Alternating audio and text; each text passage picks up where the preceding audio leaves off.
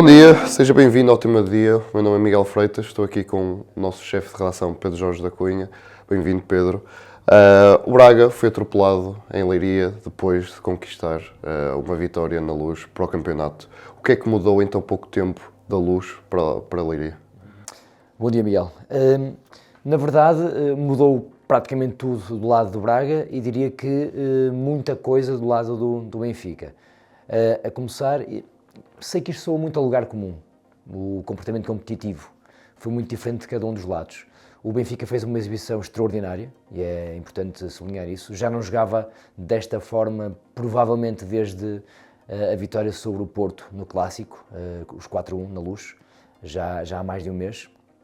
A equipa vinha numa fase muito negativa, com duas derrotas mais do que justas recentemente, mas em Leiria reencontrou-se com a melhor fase da era Bruno Lage.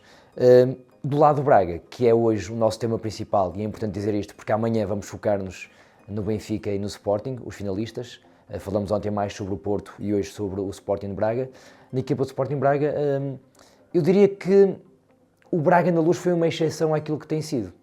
O Braga sólido que vimos na Luz, organizado, com mais consciência competitiva, com menos erros, foi uma exceção. Na Luz a equipa esteve muito bem de facto, não deu praticamente oportunidades ao Benfica de ameaçar a baliza do Mateus e agora em Leiria voltou ao ponto mais baixo desta montanha russa que tem sido a equipa do Braga em 24-25, sendo que desta vez em Leiria foi penoso, foi trágico, foi muito mau. De facto, a resposta dada pela equipa de Carlos Carvalhal. O Benfica faz o primeiro golo aos 28 minutos, julgo, mas já antes disso, aos 10 minutos já tinha duas oportunidades de golo para marcar e foi claramente uma questão de tempo, porque percebia-se que o Sporting Braga estava completamente fora do jogo. Explicações mais do ponto de vista tático ou desportivo. O Braga nunca conseguiu ter 1 centímetro para respirar na saída de bola. Começou a tremer e a errar nessa saída de bola, nessa construção que é feita por três jogadores que não têm condições para o fazer nesta altura, por incompetência técnica e também depois, obviamente, porque perceberam que o Benfica estava com uma fome que não tinha tido há 4 dias e começaram a bater a bola na frente. Futebol mais direto, longo, a tentar explorar algum espaço que poderia haver nas costas da equipa do Benfica, mas Fran Navarro estava completamente engolido pelos centrais do Benfica, Bruma nunca apareceu, na única vez em que apareceu estava claramente em posição de fora de jogo, portanto foi um Sporting Braga muito mal a defender, muito mal a construir, foi uma exibição horrível da equipa de Carlos Carvalhal e começa a ser difícil perceber como é que esta equipa consegue alternar o bom, foi o que ele conseguiu na Luz, numa exibição suficiente mais boa, com algo tão patético como aquilo que apresentou ontem em Leiria. Utilizaste vários adjetivos, penoso, trágico. O Braga acaba o jogo só com um remate à baliza do Benfica. Que razões é que encontras para tal estatística? O Carlos Carvalhal, vamos falar um bocadinho mais à frente sobre ele, deu algumas pistas sobre isso. De facto, uma equipa que só faz 2 faltas na primeira parte sobre um Benfica que estava com uma fome diferente, é um bom começo de conversa para explicar esta noite mais do que decepcionante para os adeptos do Sporting de Braga. Mas depois faltou muita coisa. Faltou espaço, é verdade, mas faltou também qualidade com bola, capacidade de respirar um bocadinho, capacidade de sossegar um bocado o jogo. A equipa do Sporting de Braga teve medo de ter bola. Sentiu a pressão do Benfica, sentiu que o Benfica estava com um desejo que não teve na Luz há 4 dias antes e começou de facto a penar da cabeça aos pés. E quando uma equipa não está confiante e está desconfiada, começa a fazer o mais básico, que é meter a bola na frente. O problema é que nem Bruma, nem Fran Navarro, nem Vítor Gomes na direita conseguiram incomodar minimamente a equipa do Benfica. E quando chegamos ao fim do jogo, e uma equipa que teoricamente, o Sporting Braga, no papel, está aproximada ao Benfica, ou deveria estar pelo menos, e fazes um remate contra 20, não é aceitável. Ou seja, qualquer observador consegue perceber que o Benfica ganha um jogo ao Braga e seja superior ao Braga. Agora, com esta diferença tão grande, é que é mais complicado de perceber e aceitar, embora, naturalmente, esse seja um problema de Carlos Carvalhal, no tanto Salvador, e nós não, e não nós, que nos limitamos a tentar dar aqui algumas explicações para uma noite tão fraca como esta que o Sporting Braga teve numa meia-final de uma competição nacional. Isso acaba por ser um pouco contraditório, porque o Braga lá já tinha ganho na Luz há poucos dias, estava em jogo a passagem à final. O Braga apresentar-se dessa forma, de maneira tão amorfa, acaba por ser um pouco contraditório, tendo em conta o momento que o Braga estava a viver, pelo menos na Luz. Sim, aliás, a resposta que a equipa dá na Luz, na minha perspectiva, foi superior ao que era expectável, porque a equipa não vinha de facto de uma boa fase. Aliás, esta temporada não tem sido boa, não é? O Sporting Braga não consegue fazer 2, 3 jogos convincentes, tem pequenos lampejos de qualidade, de facto, em que parece que a equipa vai conseguir encontrar o seu caminho, mas depois volta a dar um passo atrás logo a seguir. Começa a ser difícil analisar este Sporting de Braga.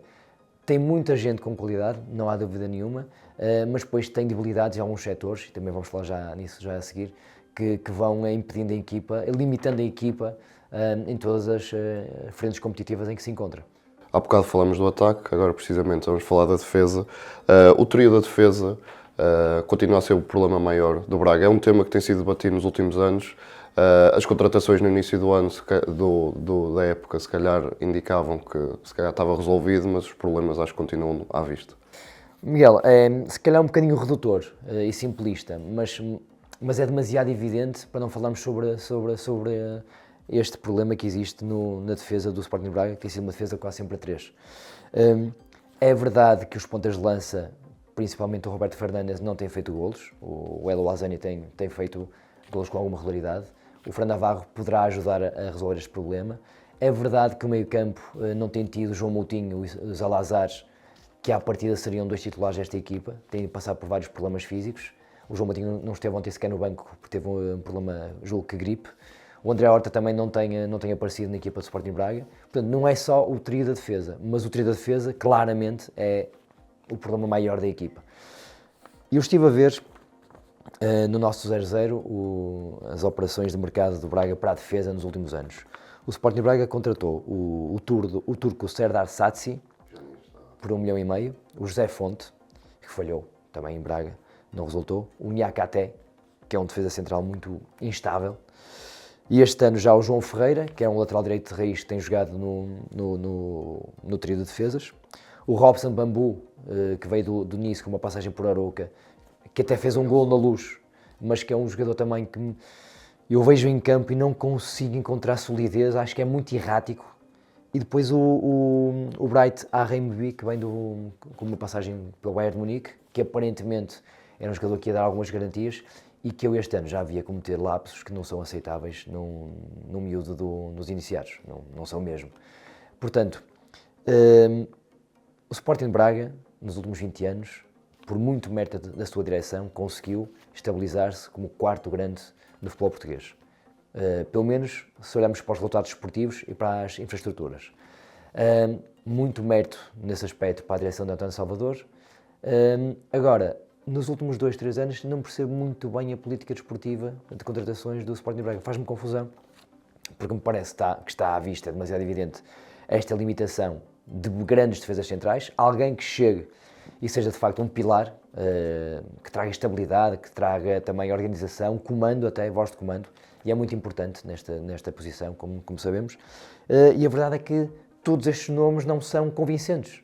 Não estou a dizer que são maus jogadores, todos eles têm o seu valor, mas não são jogadores que chegam e que convencem. Demoram muito tempo a estabilizar, vão tendo algumas boas aparições, mas depois são demasiado erráticos. E há 2 posições no futebol que não permitem esses erros, guarda-redes e defesa central, porque são erros que normalmente têm consequências graves para a equipa. Portanto, eu acho que até ao final do mês de janeiro, as pessoas em Braga sabem mais de futebol do que eu, naturalmente, estarão atentas a isto e tentarão resolver isto com mais 1 ou 2 nomes, porque ainda ontem contra o Benfica, os 3 defesas centrais eram o João Ferreira, que é um lateral direito de raiz, o Adriano Marinho, que é um lateral esquerdo, e o Robson Bambu, que é um jogador que não tem oferecido, sinceramente, respostas simpáticas. Já falamos de vários aspectos. Que explicações é que Carlos Carvalhal deu após a derrota? Eu gostei de ouvir o Carlos Carvalhal, sinceramente, porque não se furtou àquilo que era evidente. Ao contrário do que o Bruno Lage fez nas últimas 2 derrotas do Benfica, e eu escrevi esta semana um campo pelado sobre isso, em que o Bruno Lage estava a ver um filme que não era real, fazendo lembrar o seu antecessor. Acho que o Carlos Carvalhal esteve na sala de imprensa, deu a cara e deu as explicações que eram possíveis. Também não é fácil, depois de um jogo tão mau, chegar à sala de imprensa e conseguir ter uma explicação racional, com cabeça, tronco e membros. Mas o Carlos Carvalhal apontou muito a questão da agressividade, ou da falta dela, neste caso.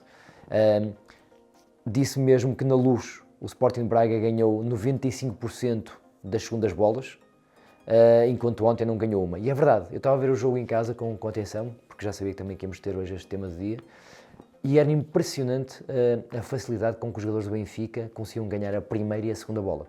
Havia sempre 2, 3 jogadores do Benfica muito bem posicionados, a perceber por onde a bola iria cair, e os jogadores do Sporting de Braga não conseguiam usar o corpo, não conseguiam ser mais rápidos, mais agressivos. Chegou a ser deprimente, porque a diferença foi tão grande ontem, o Benfica foi tão superior ao Sporting de Braga, que se torna difícil para um treinador, que conduz um grupo de 25 homens, colocar-se ao lado desse grupo e defendê-lo, porque foi uma resposta, de facto, como raras vezes vi a este nível. Ou seja, nos jogos entre os 4 grandes de Portugal, normalmente, há sempre uma equipa que é superior à outra, mas a diferença não costuma ser tão grande como ontem foi. Ontem foi mesmo um atropelamento, um arraso do Benfica ao Sporting de Braga. Vamos em janeiro, vamos praticamente a meio da temporada. O que é que pode conquistar o Braga ainda em 24-25? Falhou a defesa da Taça da Liga. Na Taça de Portugal recebe o Lusitano de Évora, em teoria vai ganhar esse jogo e vai seguir para os quartos de final. O sorteio será já hoje. Dentro de momentos. Portanto, quando isto for para o ar, provavelmente já se saberá se o Braga passar o Lusitano, quem é que será o adversário. É uma prova que o Sporting Braga pode ganhar, tem tradições, é uma equipa que nos tem habituado a estar presente nestas decisões e a ganhar muitas vezes. Depois, no campeonato, o futebol português este ano está um bocadinho difícil de analisar, porque tanto o Porto, como o Sporting, como o Benfica, como o Sporting de Braga, já atravessaram várias fases diferentes, têm oscilado muito, desde agosto. Portanto, eu não me quero atravessar muito com uma sentença definitiva em relação ao Sporting de Braga, mas a verdade é que, por aquilo que tem mostrado até agora, e vou ficar-me por aqui, não me parece ter condições para ir além do quarto lugar. Não me parece. Mas a verdade é que os outros 3 também têm tido períodos muito diversificados, tanto muito bem como muito mal. Portanto, vamos ver. Por aquilo que o Sporting de Braga tem mostrado em campo, não tem qualidade para lutar pelo pódio da Liga Portuguesa este ano. Falta falar da Liga Europa. O Sporting Braga tem 7 pontos nesta fase de grupos. Vai agora à Bélgica, no dia 23 de janeiro, a casa do São Gilloise, e depois recebe a Lazio. Tem condições para seguir em frente, mas diria que pelo menos não pode perder na Bélgica para depois, com a Lazio em casa, tentar finalmente perceber que a pedreira tem de ser confortável e não uma rocha fria e que provoca pesadelos à equipa de Carlos Carvalhal. Muito obrigado, Pedro. Este foi o tema do dia desta quinta-feira. Durante esta quinta-feira pode ainda ouvir o Destino de Saudade, com o nosso Pedro Jorge da Cunha, e o Funda 3, relacionado com o basquetebol.